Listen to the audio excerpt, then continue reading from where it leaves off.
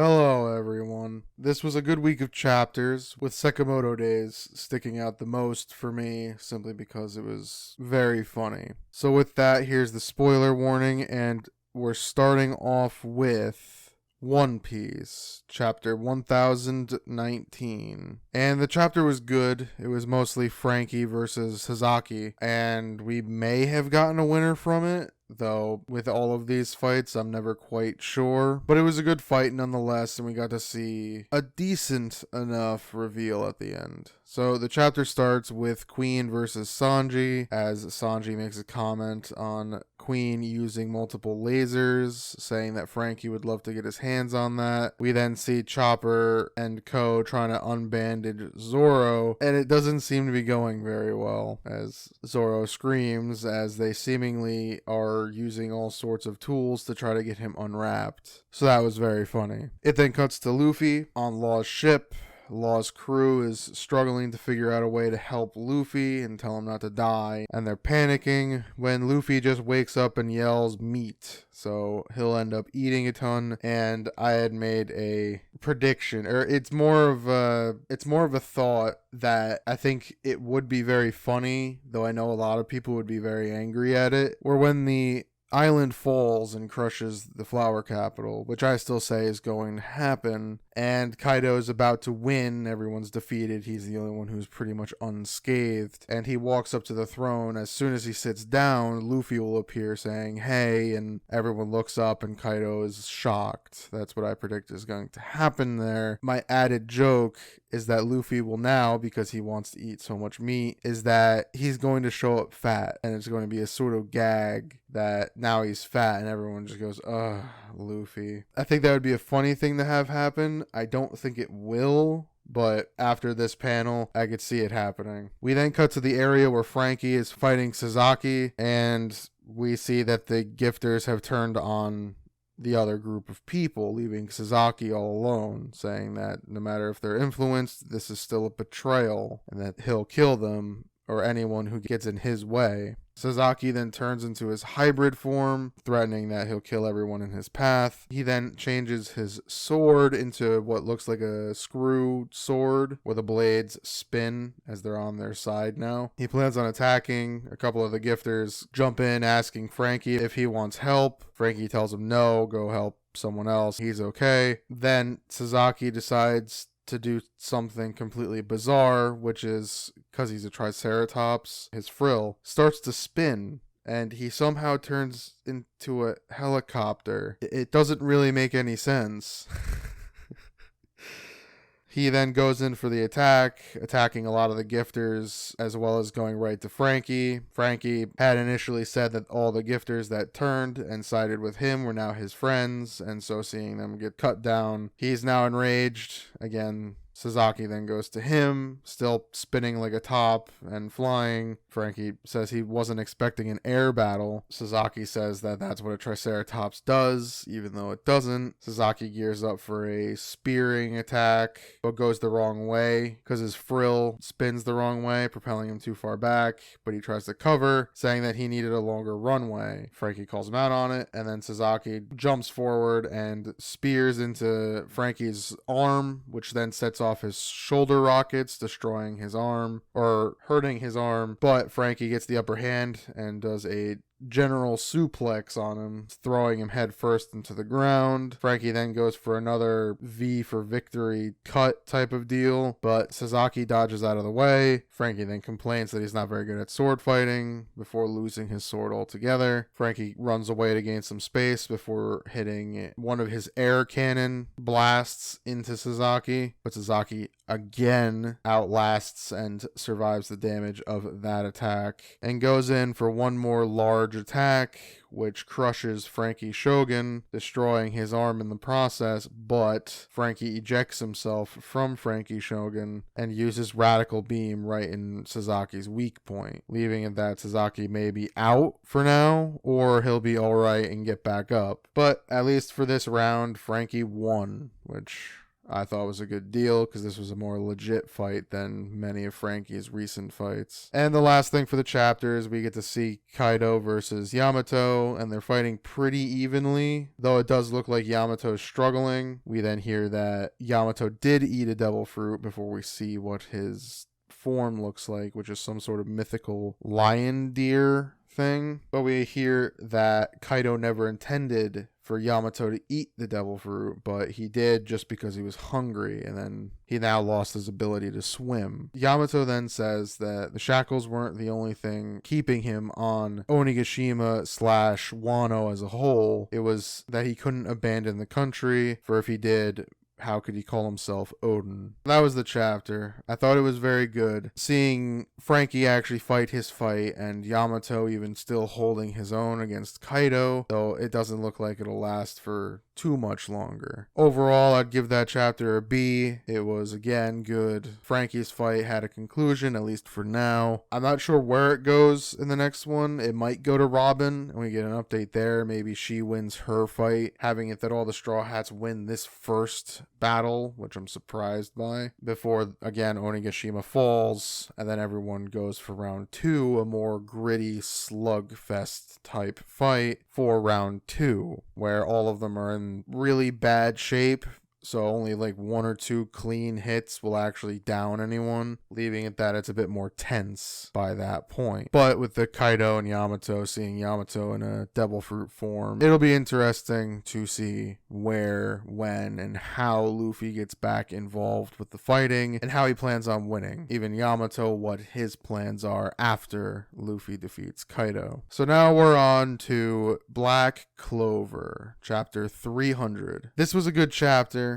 It showed Magna Kula being very powerful and very threatening, with a very resilient Noel. So the chapter starts with the aftermath of last week, showing that Gaja, at least from what it shows, is dead. He's burnt to a crisp, and Magna Kula is unfazed, actually more powerful than before. We then see Undyne worry about Gaja before seemingly melting away. Magna Kula seems to recognize that this seemed to happen in the last fight as well, and so Noelle can't use Saint Stage at all, so Undyne must have used up all of her magic for now, so she has to go rest. It then shows all the people that are defeated. Oh, I guess Undyne just sort of passed out. So you have Charlotte and Rill being done for this battle, out for the count. Gaja being, I think, dead, and Undyne being passed out. With Magna Kula preparing a monstrous attack on Noelle. Noelle stands defiant, putting on her usual Valkyrie armor and plans to go for the attack, but Magna Kula puts some curse magic on her and it devours up Noelle's spell. Magna Kula then wonders why Noelle keeps planning on struggling despite the fact that she has no chance of winning while she's still being attacked, and the cursed magic still eating away at Noelle's magic.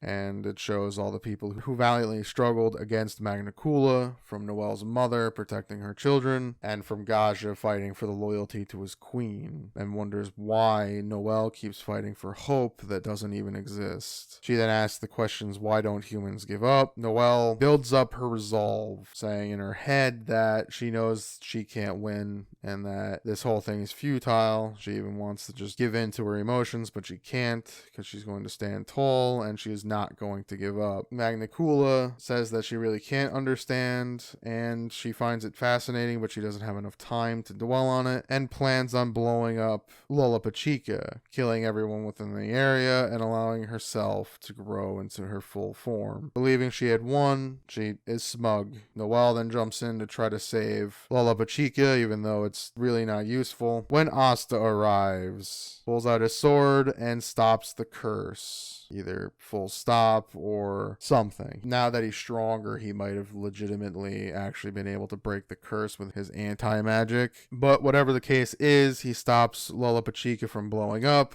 and Asta says that they saw each other again, so everything's going to be just fine. Noelle is relieved to see Asta, and Magna Kula looks annoyed. Overall, I'd give that chapter a B. I thought it was good. Magna Kula continued to show her strength and her power, being being able to basically do anything she desires. Now, just like many of the other devils, they're all very pure magic based. So I'm very curious to see if Asta can handle it, or if Magnicula is truly superior to all the devils we've seen before. I'm not sure. That's the biggest question going into this next potential fight with Asta and Magnicula, is if she underestimates the anti-magic and her strength is nullified, and if Asta can actually beat her. Do I think so? No. I think the Supreme Devils are meant to be that much stronger than like everyone else, and even Asta can't handle them, but that'll be the biggest question for the next chapter. Now we're on to Undead Unluck, chapter 72. This was a good chapter, showing Fuko's plan to get some way to communicate with Andy and how she executes that plan. It starts with Andy sitting at a table, seemingly smoking every cigarette that's ever been made, and everyone's sort of concerned with Andy as he's seemingly been sitting there for 3 whole days not getting any sleep, as well as doing some sort of paperwork. And it's explained that he's waiting for some way for Fuko to signal and communicate with him. We then cut to Fuko and see that she's being questioned every day to see if she's telling the truth and these sort of exam type things to keep her in line to some degree. Tella then does the exam and they talk back and forth a bit, and Tella then again continues to discourage her from trying to escape or do anything, because inside the building every floor is guarded by one of the other under members, and she has no way to get out of the whale they're in. So no matter what, there's no point for her to try to escape. She then leaves Tella's office, but she then presses her head against the door to try to hear inside. We then hear that Tella reports back to Billy, and Billy tells him to get some rest. Fuko then starts making her plan, which is that she's going to make an escape to give Andy and Co. the message. Her plan is to wait for Tella to go to sleep, because he won't sleep until Billy allows him to. And she knows when Kane, the giant orca Uma that they're in, has to surface for air once a day around noon. So it ends up working out quite well, her plan. It then continues that Clothy will then turn into the communication letter for the Union, so that then she can get a message to Andy through Clothy. Clothy then asks how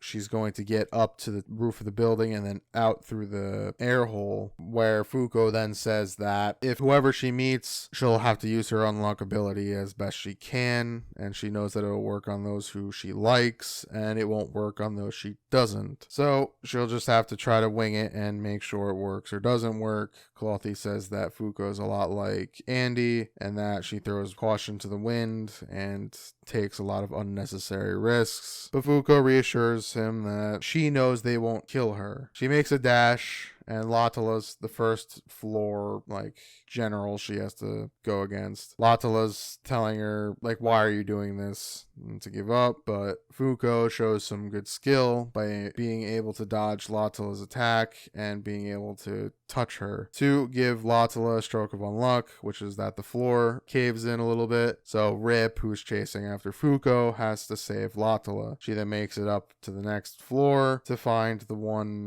the other girl in Under. We don't know anything about her, but she is there. The girl then asks if Fuko knows Japanese, which Fuko then answers yes, because she was a negator before the language unification. The girl then says, can she process these words? And then says some sort of phrase and does a hand motion. We learn that her negator ability is unchaste, I think. She does this, and the girl explains that Fuko is now her captive and a bunch of other things. It's not super clear about what her ability is. It explains it a little later, but even then it's still not there. But we get to learn a little bit about this girl who has trapped Fuko, that this girl loved being an idol, but because of her ability, she couldn't do it anymore. So she then makes some sort of impassioned plea saying that she can make fans even without the power, and that Fuko's needed to kill God, and sort of pleads with Fuko to stop, but Fuko is able to move anyway, anyway, touches the girl, and a little light unluck happened where a light bulb fell on the girl's head as Fuko kept making it up. Rip asks Kuryu, who I think is the girl's name, why she didn't use her power when Kuryu says that she did and it didn't work on her or Rip. And she wonders why. We then see Kuryu is what they call her. Her real name is Kurisu. Then they explain her power, which is that when she activates by striking a pose or gesture, makes whoever she looks at her captive, but also makes them bum rush her, meaning I guess they have to get close to her. There are one of two ways to avoid the ability. The first is by not knowing romance. The second is by having someone who you love more than anything. Fuko then makes it up to the top of the roof, but she can't find a way that she'll make it out through the blowhole when the air starts sucking up, and she gets taken through the blowhole and shot into the air. Clothy then changes into the communication device and she contacts Andy. And so that's the chapter. I thought it was pretty good. Overall, I'd give that chapter a B. It has Fuko showing some true skill and executing her plan fairly flawlessly. Does a pretty good job. Again, they had said it was only about 3 days that she's been there, and I don't think they're close to Christmas Eve yet, to December 24th. So this plan is hatched. She gets the communication out for that, but then I imagine they'll probably just lock her in a room with like a guard, and so then we'll learn probably a bit about each undermember who guards her as she gets her unlock ability strengthened as well. Probably learning about Billy's motivations, everything. We'll hopefully get some of that as this arc continues. But here she gets her goal. We'll end up hearing everything she says before she's then locked up tight. So now we're on to Mashle, Magic and Muscles, chapter 71. And the chapter was good, albeit ridiculous, as Mash takes on Innocent Zero and helps save Wahlberg. So the chapter starts with us seeing that Mash is able to fly by spinning his legs around very fast. It doesn't make any sense. Wahlberg tries to tell Mash to leave, but Mash says that he was raised to respect his elders, which sort of stuns Wahlberg. However, Innocent Zero continues the offensive and attacks Wahlberg again, only for Mash to continue to save Wahlberg each time. We then find out that Innocent Zero steals other people's magic, even Wahlberg's, and blasts through several mountains, destroying them in the process. Mash is shocked by how strong Innocent Zero is. Wahlberg is also more shocked, saying that he doesn't have much left in him, as Innocent Zero is still seemingly growing stronger. Mash goes in for another attack, but his leg is caught this time and grabbed by darkness before he's able to retreat. Innocent Zero asks if Mash can feel the overwhelming difference in power between the two of them, before saying he's taking Mash back. But something happens as his body looks like it's falling apart. It looks like his current vessel can't handle all of the magical power that he obtained, and so his body is starting to weaken. Innocent Zero continues to tell Mash that Mash's only reason for existing is to elevate Innocent Zero, and that someone with no magic has no right to live in this world. Wahlberg simply says that everyone has the right to choose the course of their life. Innocent Zero then attacks Wahlberg one more time, and Wahlberg can't move, but Mash jumps in the way and saves Wahlberg, then says that in a world with everyone having such strong magic and he is the biggest, worst person, if Mash defeats him, the world will accept him, which Innocent Zero doesn't seemingly agree with, but he also realizes that his body can't take much more, so he ends up pulling a retreat, leaving through some sort of portal. But before he goes, he ends up fusing all the monster creatures down on the Colosseum level into one enormously giant monster who's ready to kill everyone. So that was the chapter. Overall, I'd give that chapter a B. I thought it was fun seeing the continuation and near conclusion of the Innocent Zero versus Wahlberg fight, with Mashle coming in for the save. Now this big giant monster thing will be interesting on how they defeat that, but that's for next week problem to see, as it looks like Innocent Zero has made his escape for now, which is, in my opinion, a very good sign. So it'll be interesting to see how, where, and in what way they defeat the giant monster. Now we're on to Sakamoto Days, chapter 32, and this was a great chapter of nothing. It is about the Sakamoto family going on a bit of a vacation, going to a bathhouse. So the chapter starts with Lo and Shin complaining about being fatigued when Sakamoto suggests they go to a public bathhouse. Shin has never been to one, so he doesn't understand the point.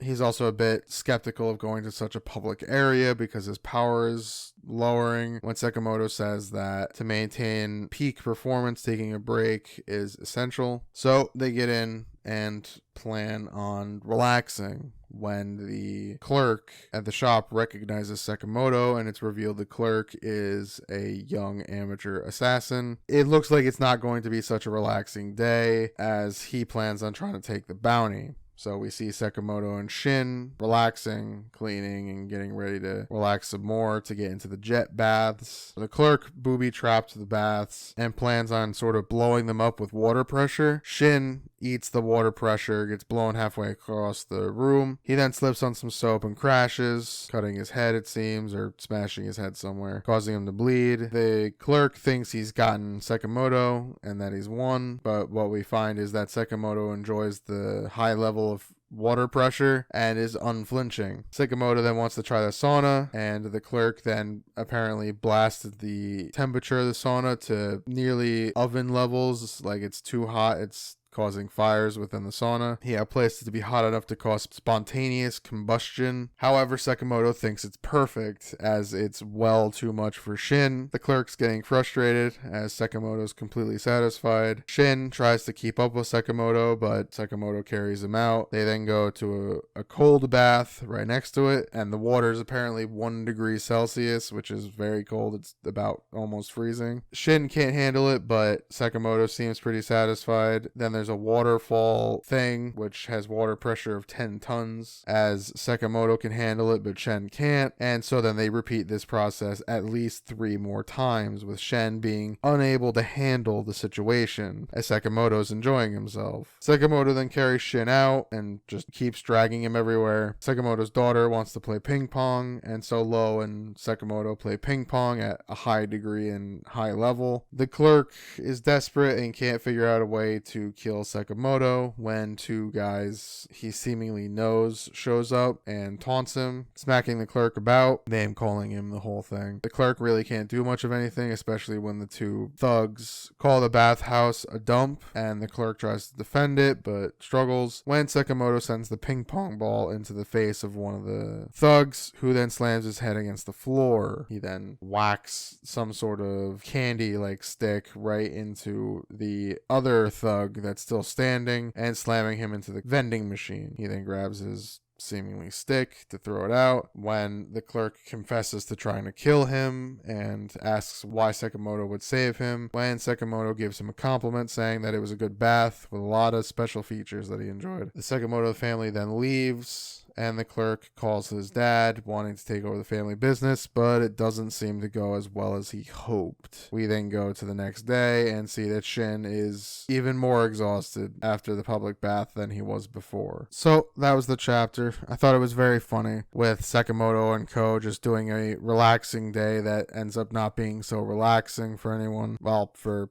Shin. So overall, I'd give that chapter an A. I thought it was actually really funny, and I really enjoyed it. Was it really a super great chapter? No, but I think it built up a lot of the character more, seeing as how Sakamoto just isn't human, and Shin's trying really hard to keep up with Sakamoto, but he just can't. So I'm hoping for more wacky shenanigans in the next few chapters. I think that would be great. That's all the chapters. Like I said, this was a good week, with Sakamoto standing out the most for me. Though, I mean, you get villains and heroes winning, as the thumbnail title suggests, with Magna Coolio getting the upper hand and Innocent Zero being able to escape, with our heroes winning a few, with Frankie beating Sasaki and Fuko succeedingly evading the under members. And then again, you have Sakamoto just relaxing. So, like I said, overall, I thought they were all very good. There are no chapters next week, so the next chapters should be fun across the board. If you enjoyed this video, please leave a like, and as always, thank you for watching.